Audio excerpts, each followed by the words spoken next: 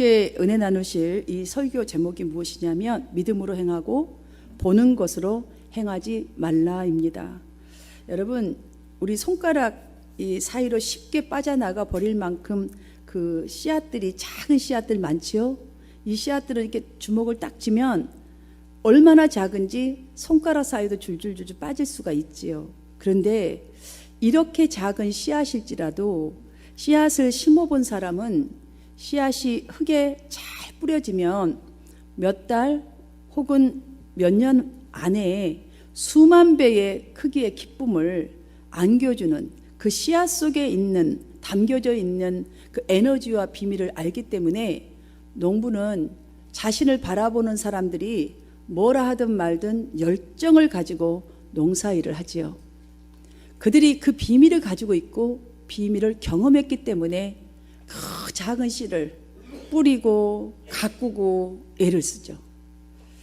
이와 같이 우리 신앙생활도 뿌리는 그 법칙, 내 신앙을 잘 어떻게 하면 가져갈 것인가, 어떻게 심어야, 삶에 심어야 이게 신앙인가, 이런 법칙을 잘 배워야 하겠지만 그보다도 중요한 것은 농부들처럼 몸으로 터득하기 위해서는 여러분의 정말로 경험하고 터득해서 내 것으로 만드는 능력 있는 삶을 살기 위해서는 직접 그 말씀을 듣는 것을 심고 가꾸는 일을 해보는 경험이 굉장히 중요합니다. 예수님도 이 씨 뿌리는 비유를 통해서 하나님 말씀이 우리 마음밭에 떨어지는데 똑같은 이 씨 종류 말씀이 떨어지지만 각자, 우리 성도들 각자 마음밭에 떨어질 때에 어떤 마음밭의 땅인가, 그 말씀의 씨가 어떤 마음밭에 묻히느냐에 따라서 결과가 다름을 4가지 땅을 들어서 설명해 주셨습니다. 이 씨 비유는 표면적인 내용과 이면적 내용을 바로 들어서 설명해 주신 것이라 할 수 있습니다. 표면적인 내용은 사실 이해하기는 어렵지 않습니다.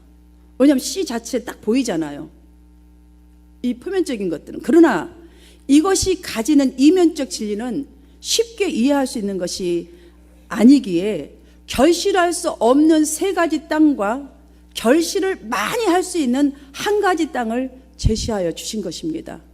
그렇게 해서 알아듣게 하고 또 행할 수 있도록 하기 위해서 이 시처럼 하나님의 말씀은 모두 생명을 가지고 있기 때문에 하나님의 말씀을 받아들이는 우리의 마음의 태도와 마음의 자세와 또한 행동의 태도에 따라서 결과는 천차만별로 달라질 수가 있습니다. 그리고 거기서 믿음이 갈려지는 거예요. 똑같은 날 시작을 해서 10년을 예수를 믿어도 어떻게 여러분의 마음밭에 그 말씀을 받아들이고 어떻게 태도를 행하느냐에 따라서 엄청난 차이가 난다는 것이지요. 그러므로 말씀을 대하는 우리는 그냥 굿이나 보고 떡이나 먹자, 이런 식의 태도이거나 아니면 그냥 지금 세상 염려를 가지고 온 상태대로 밀려서 중심의 그 말씀을 받아들이지 못한다면 생명 있는 씨가 마치 길가에 떨어져 버린, 말라져 버리거나 아니면 새가 먹거나 짓밟혀 버리거나 생명이 아예 없는, 이 말씀의 생명력이 아예 우리에게서 나타나지 않는다는 사실이지요.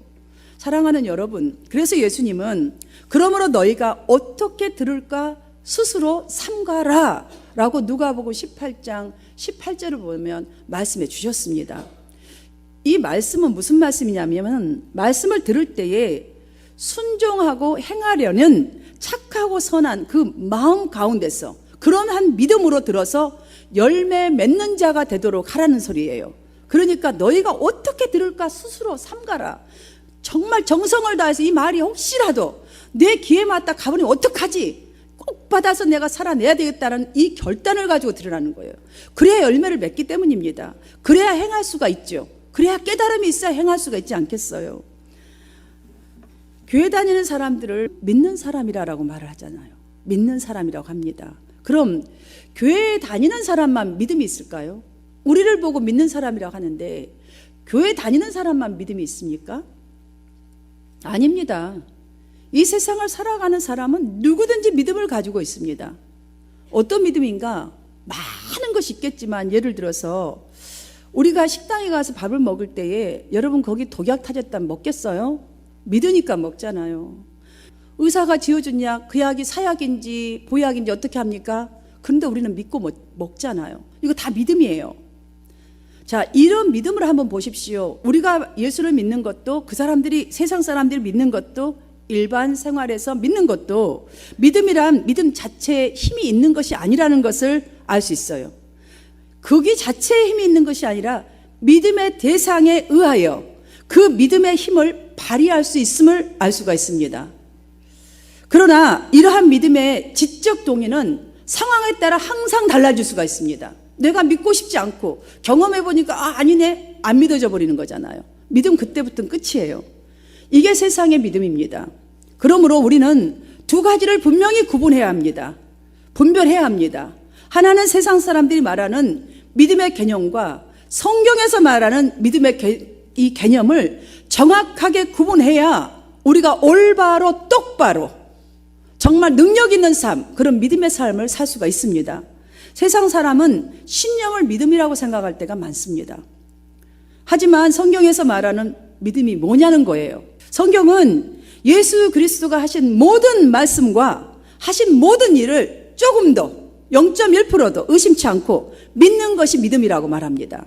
그렇잖아요. 하나님에 대해서 우리가 도무지 알 수 없는데 그 예수님께서 말씀해 주셨고 하나님한테 말씀해 주셨다는 거예요. 그 다음에 직접 보여주셨어요. 하나님의 능력이 무엇인지를.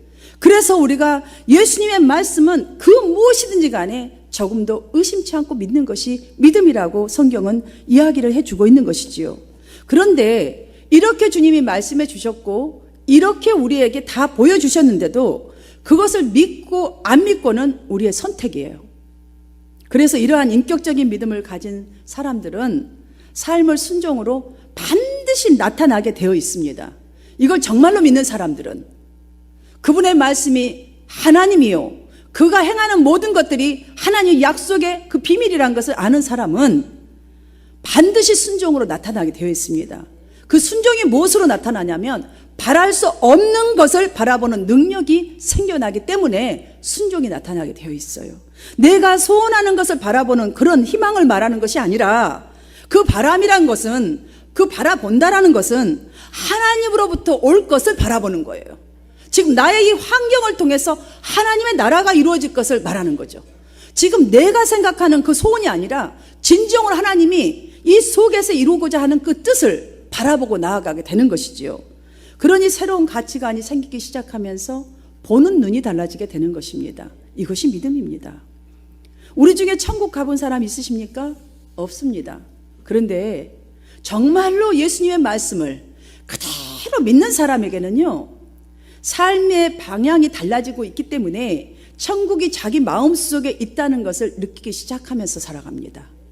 그래서 내가 내 마음속에 천국이 사라졌구나, 내가 사단에 끌려가고 있구나, 나의 믿음의 척도를 금방금방 돌아볼 수가 있게 되는 것이지요. 이러한 믿음들은 환경을 초월하게 되고 인간적인 생각을 초월하게 되고 어떤 상황에서도 악에 빠지지 않게 됩니다. 왜냐하면 선과 악이 분명히 있습니다. 왜냐하면 천국이 무엇인지를 본인 스스로가 여기서 시작되어 버렸기 때문에 오히려 안 좋은 상황이랄지라도 감사할 이유를 거기 찾는 거예요. 하나님의 뜻을 찾으려고 하는 거예요. 하나님의 뜻을 기다리는 그런 능력이 거기서 나온다는 사실이지요. 그래서 믿음에 거하는 이 장소는 머리가 아니라 마음이에요. 마음. 로마서 10장 10절에서 마음으로 믿어 의에 이르고 라고 말씀하고 있지 않습니까? 여기서 말씀하신 마음, 카르디아라는 말씀은 우리 심장을 뜻하는 거예요. 심장. 우리 인격 중심인 심장으로부터 정말 우러나오는, 저절로 우러나오게 되면 그 믿음이 막 불길같이 일어나면 행위가 따르게 돼요. 행위가 따르게 될 때에 영육간의 저주와 피폐된 상태에서 하나님의 이 거룩하신 의로 충만하게 채워지는 거예요. 아까까지도 우리가 피폐된 이 생각과 이 마음이 있었는데 어느새 이 행위가 따라가게 되면서 하나님의 의로 채워져요. 은혜 쪽으로 막 가게 되는 거예요. 그런 입혀지는 것들이 은혜를 경험하고 누리게 되는 삶이기 때문에 그래서 천국이 시작되는 삶을 그들이 경험한다는 것이지요. 많은 성도님들이 십자가를 받아보도 마음 깊은 곳에서 항상 뭉클하게 오거나 무슨 깨달음이 있거나 십자가 앞에 엎드린다고 해서 기도한다고 해서 특별히 아무 생각 없이 그냥 기도할 때가 많습니다. 그런데 정말로 그러한 말씀이 믿어지고 주님의 은혜를 경험하고 내가 살아내려고 노력하는 사람들은요, 십자가의 그 사건이 남이 아니라 나를 위해 피 흘림으로 받아들여지게 돼요. 인정되어져요.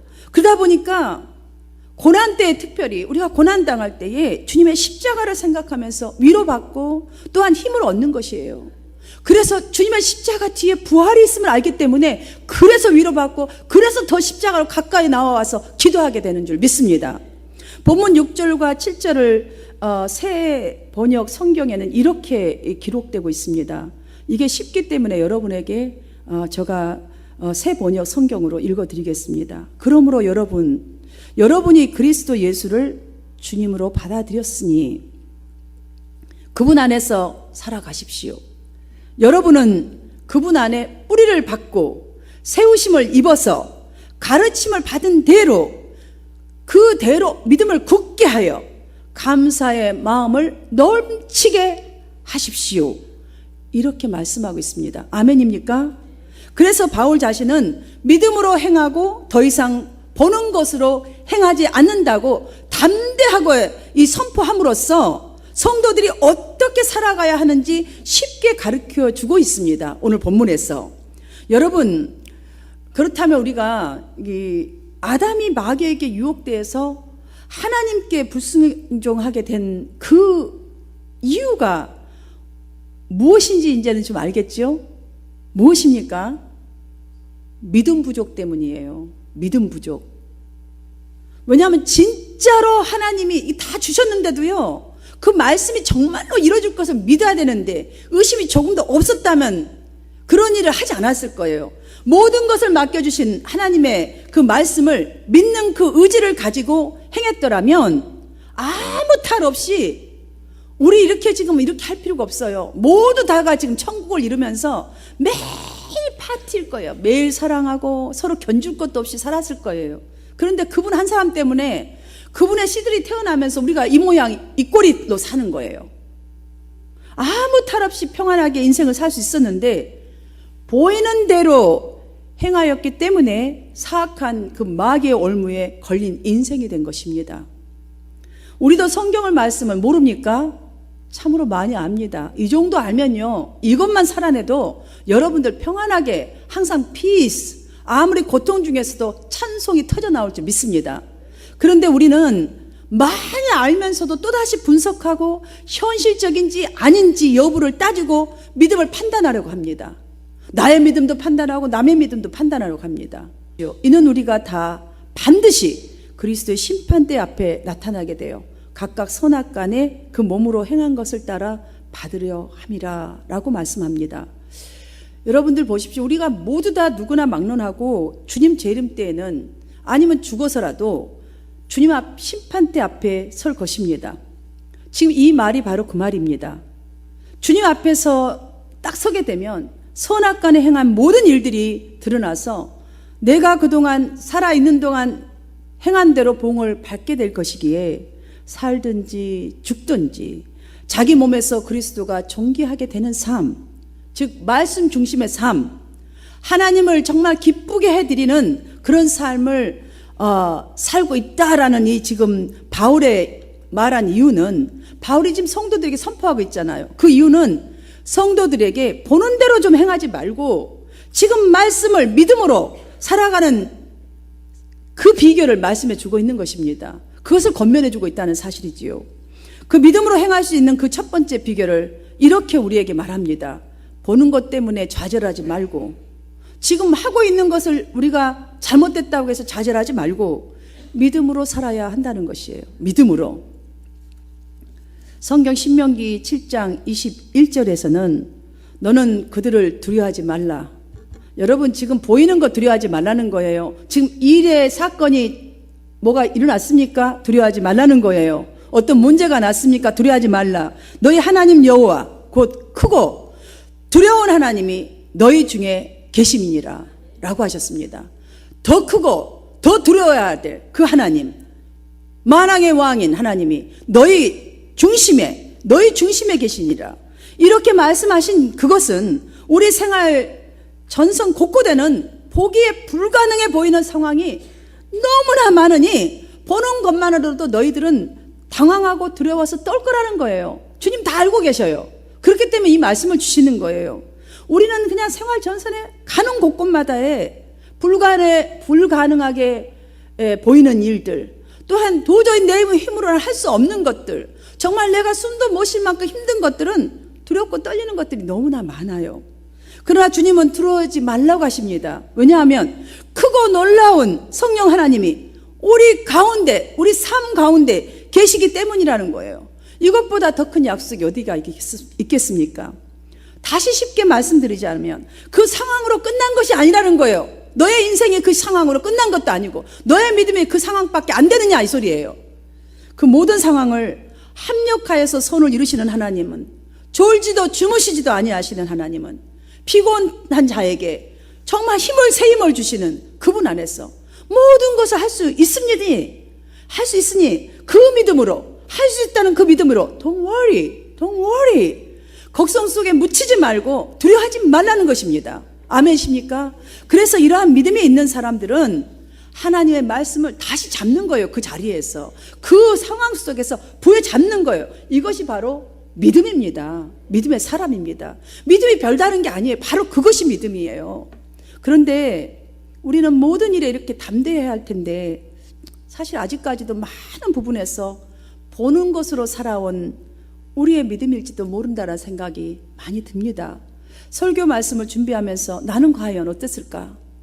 나름대로 주님을 바라본다고 했지만 나도 보니 참 보는 것으로 살아온 믿음 생활일 때가 얼마나 많았는가. 주님 죄송합니다. 이 말씀을 또 연구하게 해주셔서 감사합니다. 또 깨닫는 거예요. 사랑하는 여러분, 그래서 그 귀한 은혜를 쉽게 우리는 소멸해 버리기도 하고 순간순간 정말 나를 돌아보면 그런 작은 나를 보면서 실망할 때가 얼마나 많아요. 그러나 이 시간부터 우리 눈에 보이는 현실적인 큰 문제 뒤에 하나님의 능력이 여러분과 함께하고 있음을 그 믿는 믿음으로 사시기를 주님의 이름으로 축원합니다. 우리 믿음의 조상 아브라함을 한번 보십시오. 아브라함에게서 우리는 두 가지를 분명히 보아야 합니다. 하나는 그가 믿음의 조상이 된 것은 믿음으로 행하였다는 것, 그 하나입니다. 믿음으로 행하였다는 것. 자신의 삶이 앞으로 어떻게 될지 모르는데 사실 그때요, 하나님 말씀하실 때 별로 믿음도 없었을 때예요. 그런데 나아갈 수 있었던 그 한 가지 큰 이유는 하나님의 말씀이니까 믿는 그 믿음 때문에 나아갈 수 있었다는 거예요. 그러니까 우리도 할 수 있다는 거 아닙니까? 또 다른 하나는 그가 하나님을 정말로 이렇게 믿었던 사람인데도 불구하고 펼쳐진 상황을 보는 것으로 행하였을 때는 오랜 동안 고통을 겪을 수밖에 없는 그 자리에 임했다는 이 사실을 우리는 보아야 합니다.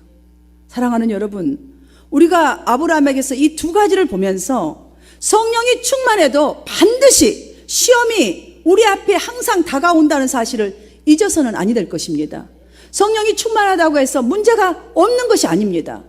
우리가 믿음 가운데 발부둥치고 살고 주님 앞에 포커스를 맞추고 살아도 문제는 터진다는 사실이에요. 그러나 여러분, 우리가 문제가 오지만 그 문제를 주님 앞에서 주님을 믿으니까 나아갈 수 있는 그 행동이 따를 때에 이것이 바로 아브라함을 믿음의 조상으로 세우신 하나님의 기적과 같은 역사가 나의 역사가 된다는 것입니다. 이런 여러분 되시길 바랍니다. 여러분, 우리가 사는 뉴욕 이 계절을 한번 보세요.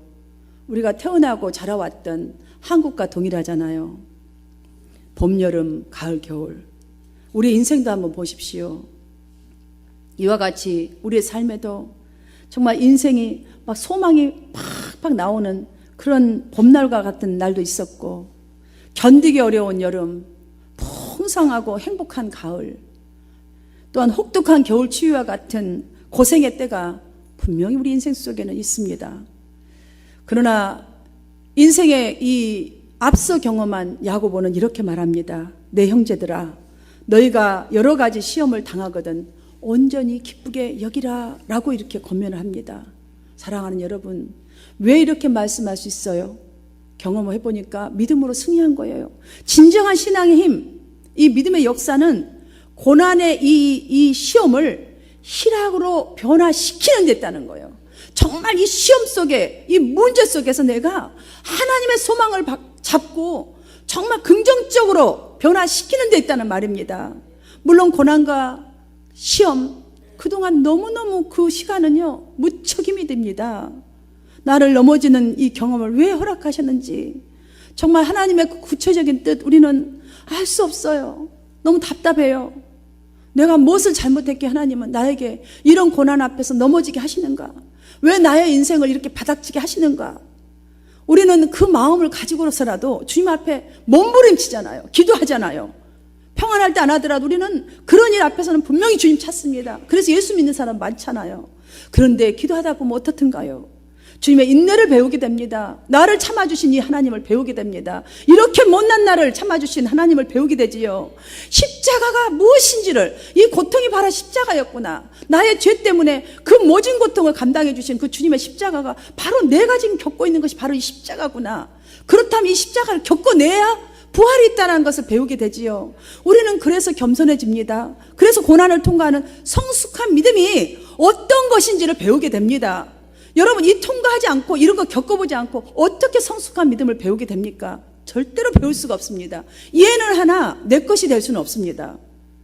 그래서 우리가 이런 것들을 경험하면서 말씀을 받고 순종해서 죽으라고 기도하고 깨닫다 보면 하나님의 온전한 사람으로 만들어지는 과정에는 이러한 경험이 없이는 이룰 수 없음을 알게 되지요. 그래서 오는 환난을 우리가 감사로 찬송하고 소망으로 바라보면서 기도하고 나아갈 수가 있다는 것입니다. 사랑하는 성도 여러분, 예고 없이 찾아오는 고난, 신앙 성장을 가져오는 계기로 삼으시기를 축원합니다. 여러분들, 왜 이렇게 저가 축원합니다 라고 여러분들에게 외치냐면 누구보다도 시련을 많이 겪었던 성경 속의 욥의 고백, 욥의 믿음 여러분 잘 아시잖아요. 내가 가는 길을 그가 아시나니, 지금 그렇게 고통 가운데 있는데도 지금 내가 가는 길을 하나님이 아시나니, 그가 나를 이렇게 단련하신 후에는 내가 순금같이 되어 나오리라, 이 고백을 했지 않습니까? 여러분의 고백이 되기를 바랍니다. 지금 여러분에게 있는 고난 절대로 슬퍼하지도 좌절하지도 마십시오. 하나님은 그 고난을 사용하셔서 욥을 온전한 믿음의 사람으로 만들어 가셨고, 조금 더 부족함이 없도록 이 세상 가운데서도 하나님과 사람 앞에 세움을 받게 하셨습니다. 이 사실을 꼭 기억하십시오. 우리가 보는 것 때문에 좌절하면 환경의 노예가 되어버립니다. 환경에 질질질질 끌려가게 되어 있습니다. 절대로 여러분들 환경 극복하지 못합니다. 그러므로 끝까지 우리의 영육을 책임져 주시는 주님을 믿는 믿음으로 살아가시기를 바랍니다. 욥과 같이 하나님께서 정말 여러분을 세상 가운데서도 하나님 앞에서도 멋진 사람으로 세워갈 줄 믿습니다. 두 번째로는 믿음과 이 감각의 대결에서 여러분이 이기는 것이 꼭 필요합니다. 여러분의 지금 가지고 있는 믿음과 여러분의 감각, 여러분 믿음이 감각과 대결에서 이기려면 하나님의 관계가, 하나님과 나와의 관계가 확실하게 이루어져 있어야 이길 수가 있어요. 내가 하나님과 정말 하나가 되는 이 정신이 있어야 나한테 오는 이 모든 감각들을 이겨낼 수가 있다는 것이지요. 여러분, 우리가 믿음으로 살려고 할 때에 부딪히게 되는 감각적인 것들 너무나 많지요. 너무나 많아요. 아주 걸리는 것이 참으로 많아요. 우리의 감각을 통해서 보고 들리는 것에 마음을 우리가 빼앗길 수 있도록 이성과 감정이 막 요동치는 일들은 너무나 많아요. 말씀을 들을 때는 정말 이 말씀 속에 내가 이렇게 순결하게 살아가는 신부가 돼서 마라나타 주 예수여 어서 오시옵소서, 내가 이렇게 살아야지 하지만, 여러분 딱 교회 밖에 나가서 남편하고 딱 가다가 뭐 하나 따가다가 한번 해보세요. 그 들리는 소리 우리 마음을 빼앗기고 이성과 감정이 막 요동을 치잖아요.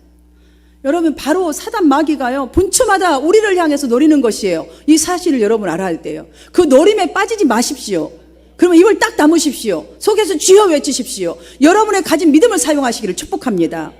마귀의 관계를 능히 대적하기 위하여 하나님의 전신갑주를 입으라.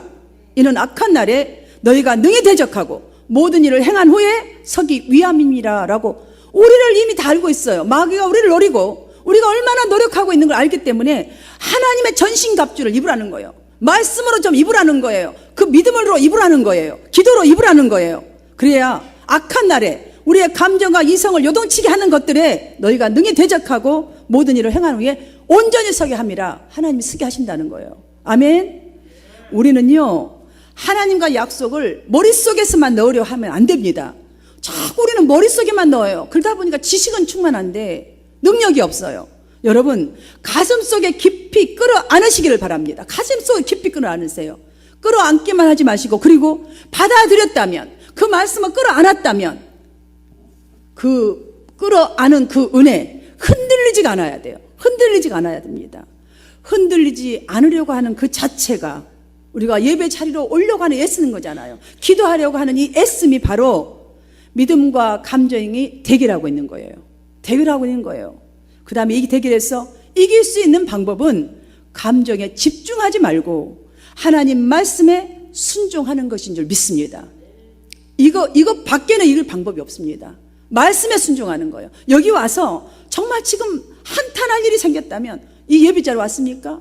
그 말씀, 듣는 말씀에 순종하십시오. 그게 이기는 길입니다. 100살 때 얻은 아들 이삭을 아브라함이 모리아산에서 죽여서 태워 제물로 드리라는 하나님의 명령을 들었습니다. 아브라함은 그렇게 하겠다고 결단을 내리고 어떻게 했어요? 곧바로 나아갔습니다. 야, 정말 난 대단하다고 봐요. 그러니까 믿음으로 그냥 딱 행했다. 아브라함에게는 믿음으로 딱 행한 건 정말 있어요. 믿음의 조상다워요. 믿음이란 바로 이런 겁니다. 하나님의 말씀을 받아들였다면, 아멘, 받아들였다면 그 다음부터 뒤를 돌아보지 말아야 하는 거예요. 우리 뒤를 돌아보면요, 아이고 보암직도 하고 먹음직도 하고 될 것 같기도 하고 이거에 끌리게 되어 있어요. 뒤를 돌아보지 말아야 돼요. 지금 딱 받아들인 그것만 보고 나아가야 돼요. 하나님의 말씀에 기쁜 영성을 가진 진짜 그리스도인이 되어야 하나님께서 말씀하신 약속이, 그 역사가 여러분의 삶에 일어날 줄 믿습니다. 여러분 어떤 기도를 하고 계십니까? 약속을 붙드세요. 그 붙든 말씀을 가지고 뒤돌아보지 마시고 그대로 순종하면서 끝까지 약속이 이루어지는 그것을 경험할 때까지 여러분 나아가시기를 축복합니다. 사랑하는 성도 여러분, 한 분 한 분이 이제부터 하나님의 말씀의 가치를 따라서 서고자 하는 여러분의 믿음에 땀을 흘려야 합니다. 몸부림쳐야 해요. 여러분, 우리 믿음이 그렇게 쉽게 서지 않아요. 서냐 하면 또 넘어져 버려요. 왜냐하면 감정과 이성이 요동을 쳐서 나를 넘어뜨려요. 사랑하는 여러분, 몸부림침이 있기를 바랍니다. 우리의 믿음의 사람 되기 위해서, 약속을 이루기 위해서, 그리하여서 보는 것으로 행하지 아니하고 믿음으로 행하십시오. 매일매일 그리하면 하나님께서 분명히 깨달음도 주시고 은혜를 입혀주셔서 감사가 되어가고 여러분의 삶의 중심에 하나님의 뜻이 이루어질 줄로 믿습니다. 여러분들 진정으로 보는 것이 아니라 믿음으로 행하셔서 이 삶이 여러분의 삶이 되시기를 주님의 이름으로 축복합니다.